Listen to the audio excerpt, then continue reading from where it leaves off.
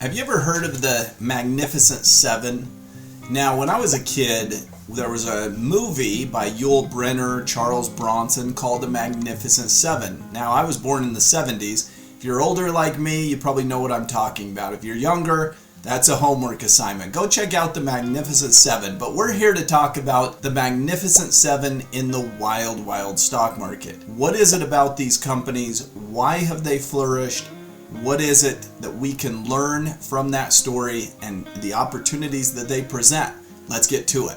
Hi, I'm Halliday. I've been investing in the financial markets for about 25 years now. I've taught tens of thousands of students how to take control of their investments. I formerly worked as a Series 4 option principal, and I love sharing more information, more of the experiences and the different lessons that I've learned, some good, some bad. We call ourselves students of investing, and we're here to share with you. So let's talk about the Magnificent Seven a little bit. They've had an astounding return. And who are they? Well, they're things that you use every single day. Here I have an iPhone, and that's my beautiful wife as my screen. If I open up my iPhone, well, maybe the first thing that I pull up might be Amazon, and I can go onto Amazon and order something. Maybe you're watching this from a Facebook or utilizing your computer, which no doubt has Microsoft Word and Excel. These are the Magnificent Seven stocks. They are things that we literally use and touch and feel every single day. If you were trying to find information, you'd probably go Google it. Google has become a verb. It's something that we utilize every single day. If we want to find information, we go and Google it. So this Magnificent Seven, when you think about investing, a lot of times we try to make it too difficult. We try to think, well, we've got to find the diamond in the rough and the thing that's not so obvious, and we got to go invest in things that we're unfamiliar with, and that's just not true. The things that I use every single day, think about how much time you use your iPhone. Think about how many Apple products and Microsoft products.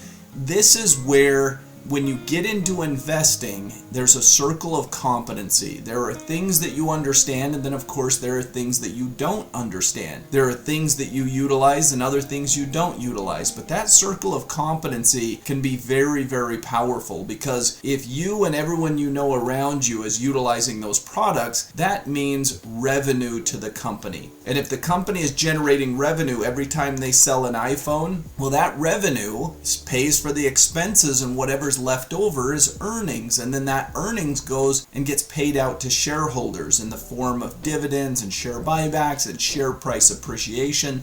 So sometimes I think we overthink it in the financial markets. So I've mentioned quite a few of the Magnificent Seven stocks, but let's name all of them. There's Apple, Microsoft, Alphabet, which is Google. They changed their name. There's Meta, which was formerly known as Facebook. There's Amazon, there's Tesla, and there's Nvidia. So those seven companies make up the Magnificent Seven. Now, in the old movie, The Magnificent Seven, what happened was this area, this pocket of the world had some bad guys that were basically creating all sorts of problems, stealing from them, in some cases killing some of the citizens and so forth of this area. And so they needed to find someone to protect them, somebody that could come in and basically right the wrong and get them free from this evil, right?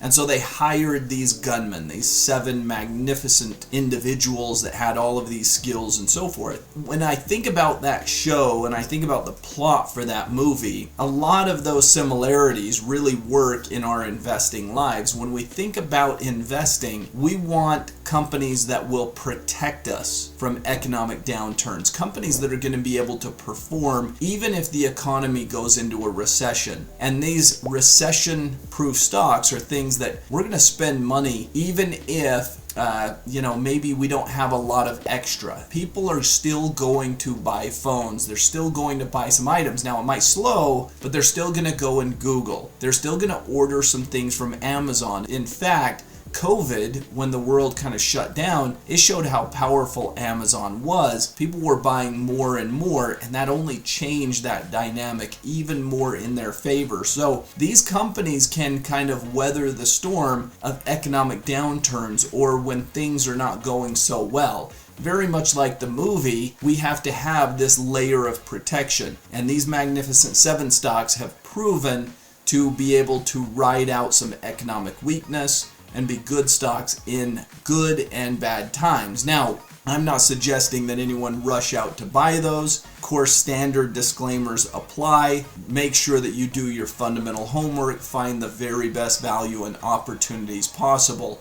But it's important to understand how these companies tick and where they make their money. So let's talk about some pros and cons to these companies. These companies are leaders in their fields with strong financials. They have a history of innovation, market dominance. They have what we call in investing, in many cases, moats. And a moat is, in old school time, you would have this water around your castle to protect it, and it would make it so that you had the high ground and you basically could protect yourself against invasion. Well, in economics and corporations, they want to have a moat. They want it to be a case where any competitors that want to come in and try and compete with them, they just are unable to do so. They just cannot gain that traction, and they just don't have the ability. And these companies have those moats and have proven to be able to withstand that. Now, some of the cons, many of these stocks right now are trading at very, very high valuations. That means that you're not getting a lot for how much you're spending. Their stock prices are expensive compared to the amount of earnings they're generating compared to history. So one would argue that historically speaking, they're expensive compared to where they've been priced in many other scenarios, many years in time. There are times where we could have bought Microsoft and Apple closer to 10 times earnings instead of 30 plus times earnings like their valuations today. So they're also going to continue to face scrutiny. Companies like Facebook, now known as Meta, Google, they certainly get scrutiny from regulators, from politicians, and so forth. So there's good and bad. There's things to be aware of that are risks, but certainly some of these companies have flourished in good economic conditions and bad. So they've proven they can withstand a lot of turbulence and still keep generating those profits. So as we look out forward, what's in the horizon for the Magnificent Seven? Well, most people are looking for AI. How are these companies going to be able to capitalize on AI? Are they going to be able to generate more revenue, more earnings, more opportunity from that? And that's the big question mark going forward, is what will AI mean to each one of these companies? So that's the Magnificent Seven. They're just the tip of the iceberg when it comes to investing in the stock market. My guess is that the next group, the next phase of companies that we can identify are going to be the next ones that we talk about. Now, it may have nothing to do with AI. That's the thing about the markets, is the next trend is always a little different than the last one. Maybe the next boom will be in the healthcare sector, or maybe it will be in the material sector. Maybe there will be a boom in energy once again. The differences are, we've already seen AI boom, we've already seen these tech companies flourish, and so in many cases, the next opportunity is to look at what's the next emerging sector and how can I jump on that and participate. If you like this video, click the like button. Make sure that you subscribe so that you get the next opportunity to watch the next video that we come out. Hit that notification bell, and we enjoy it. Hope you do too. We'll see you next time.